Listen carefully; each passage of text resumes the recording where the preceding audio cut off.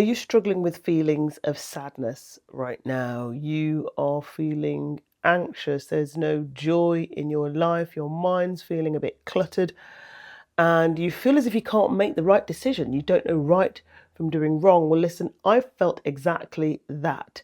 And right now, I'm going to share with you 3 things that I've come to realize and which I implement now, which have made me feel happier, which have made other people feel happier. And you can put these into play straight away. And I promise you, when you look back, you're going to be thinking, why, Marv, did I not know about these sooner? Hello, Bab. I'm Marvarine. Welcome back to my channel. And if you're new here, well, who am I? I'm a woman in her 50s. I've been working in the media for 30 years, a journalist, 21 years.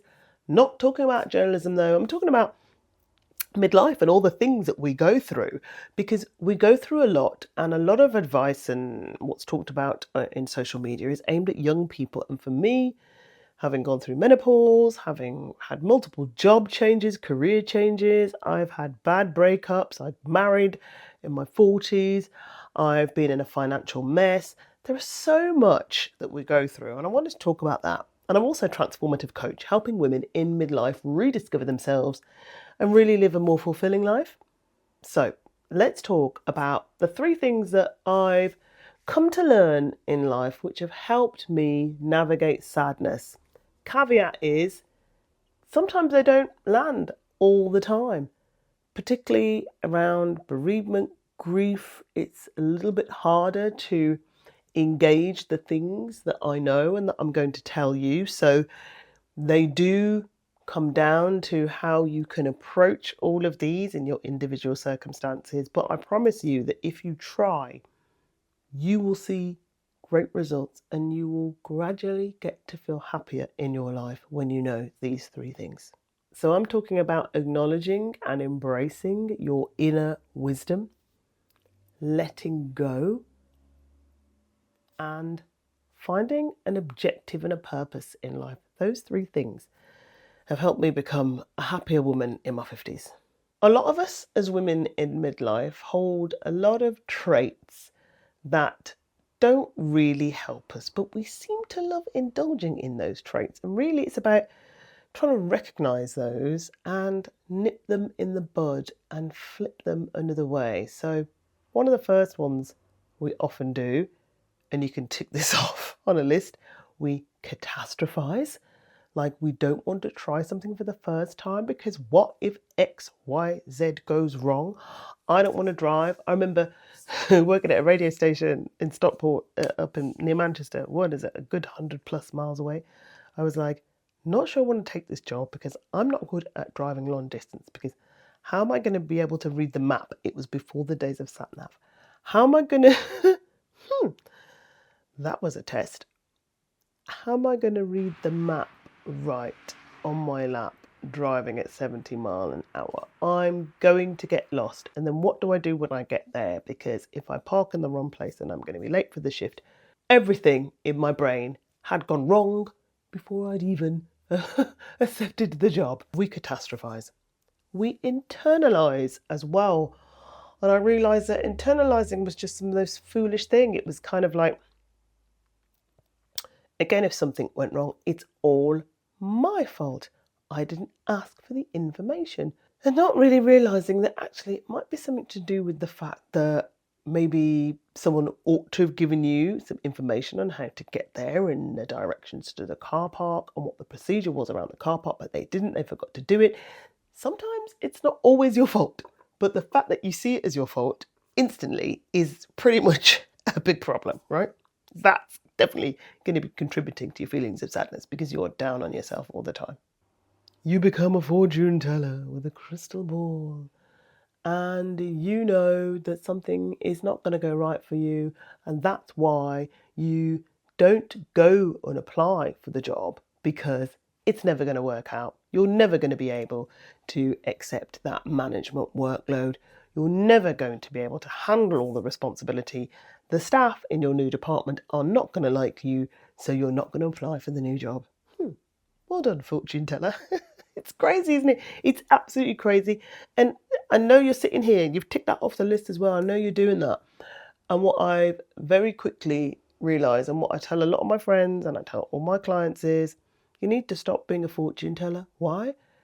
Our brains are very good at creating this imaginary future, this thing out there that's going to happen. But the fact of the matter is, as sure as gravity is gravity, as sure as an apple is going to fall from the tree and hit the floor, it's not going to bounce back up. You cannot predict the future. So why are you intent on predicting the future?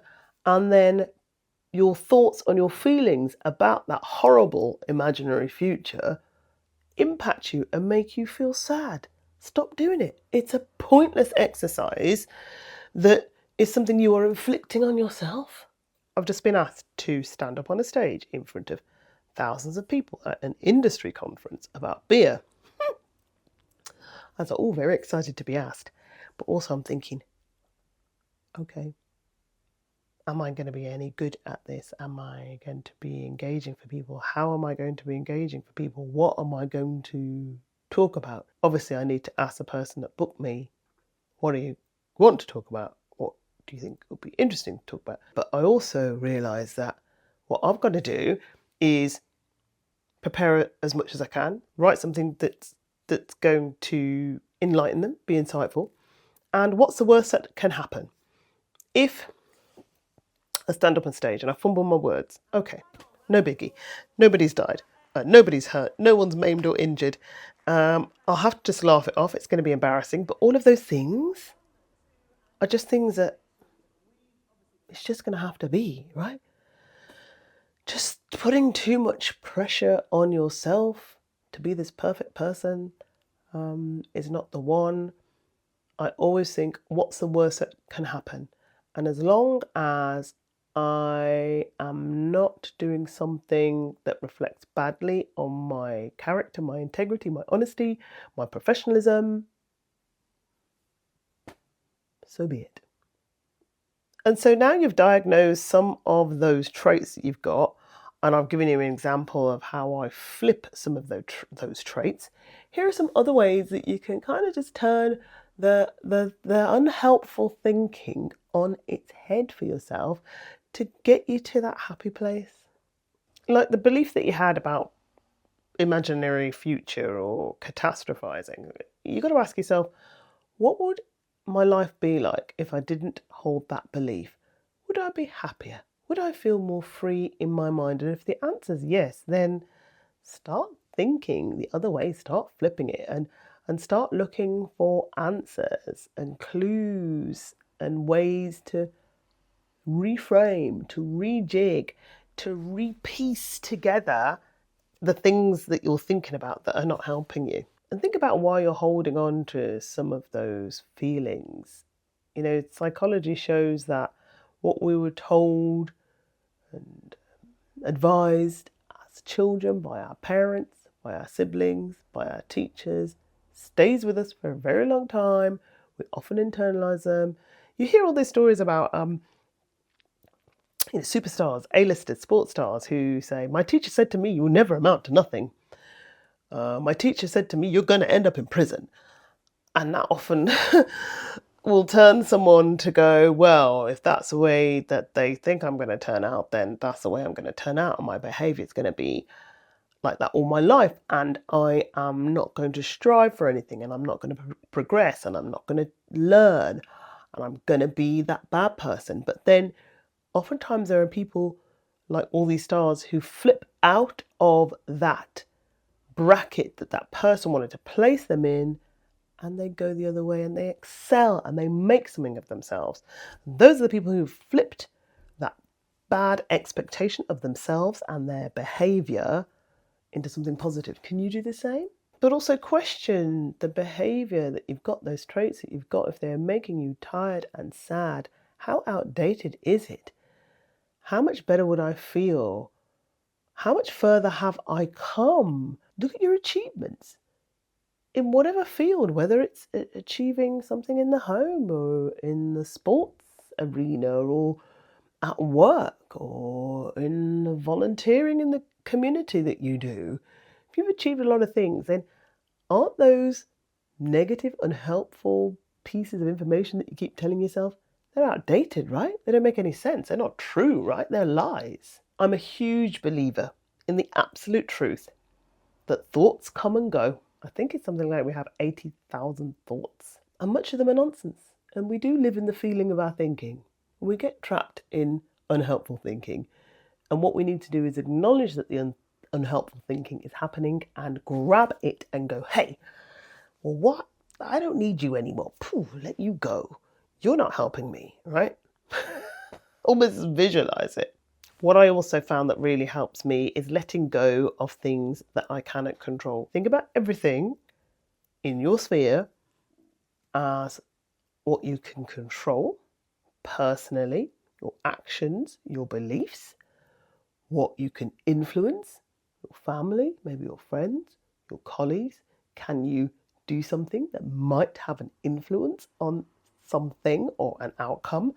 And concern, what's happening in the news, what the authorities are doing, what the state, what the government's doing, what business is doing. For me, let's start at the concern.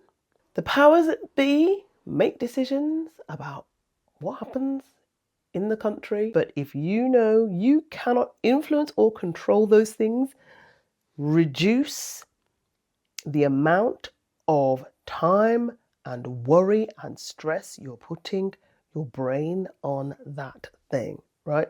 Stop. That's what I found.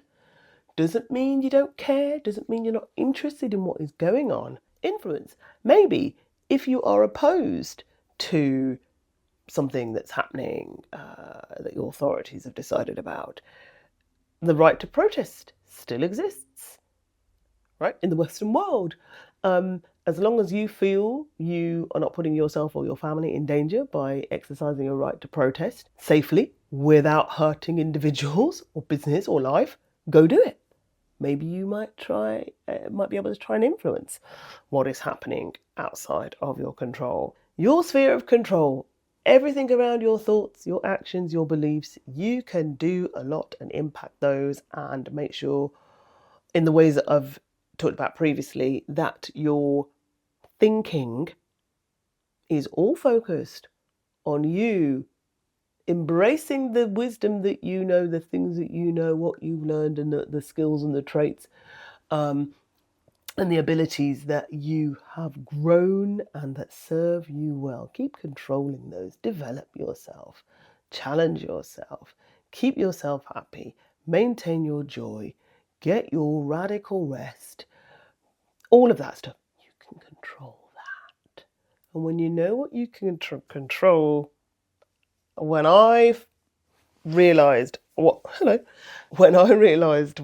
I could control, and I worked out my spheres of control, influence and concern, then I felt so much happier and I let go of the things that I was unable to control. There's one big point that I always talk about when I talk to my friends and my and my clients, and everyone, it's human nature, seems to get very frustrated about, oh, I want this person to do this. This person asked for my advice and I suggested do this and they still didn't do it. My friend, she came to me, she said, oh God, my boyfriend's driving me mad. He's just so rude. He doesn't care about me. He doesn't think about me. He doesn't buy me flowers. And I'm like, so have you asked him to buy you flowers? Have you told him how he should show up for you? And he still hasn't done it. Well, no, I haven't done anything. Okay. Or yes, I have, and he still doesn't do it. Well, listen, until he comes to his own realization, he is not going to do anything until he realizes actually you are the one he loves. He's not going to do anything. So then you need to say to him, bye-bye, right? And stop stressing your brain about the fact that he's not doing what you want him to do. People will not do what you want them to do. They will do what they want to do in their own time. When I realized that, and when I realized that everybody is coming from their own flipping vested interest in their own brain and they expect everyone to act like them and to do what they do, when you realize that there's only so much influence you have over others, you will stop stressing. So please, I beg you, I want this for you so much. Stop trying to influence people you can't influence, and only control what you can control. And finally, the biggest thing for me that helped me be happier is finding a purpose for my life. And this sounds weird because I've been a journalist for 21 years. I thought that was my purpose. I thought that was my plan. I thought that was my future. Things had changed. I came out of the industry for a while. I changed career and became a university lecturer and became the director of journalism at a university. It was a very stressful job, and I ended up going back into journalism, very much part-time. And for the last few years, and everything else has been impacting on me as well. Grief, the menopause, my body changing, my body becoming more tired, having less energy. Although I'm trying more and more to implement radical rest. I was plunging myself into a spiral of envy and sadness because working part-time, on the days I wasn't working, I had no focus, nothing to do. I would endlessly watch programs. I would overeat. I would not move. I was not exercising. I did not feel motivated in any way, shape or form. And actually studying to become a coach and realizing that I wanted to help women who were in the same place as me, realizing I wanted to help women rediscover who they are, embrace everything that is brilliant about them, and make the best of, go and smash the second act of their lives. Realize they are not washed up after 40, after 50, after 60. When I realized that that was what I wanted to help women do, bang, I sat up. I jumped into my study to be a transformative coach, and I'm creating content, and I am up every day, vibing, loving what I'm doing. Finding my purpose, finding my why is a game changer. Embracing your inner wisdom, letting go, finding purpose. My 3 ways of being happier. I hope you can engage some of those. You might already know some of those. So like, comment, subscribe. I would love to hear from you. Thanks for watching, and please watch some more of my videos. I'll see you on the next one.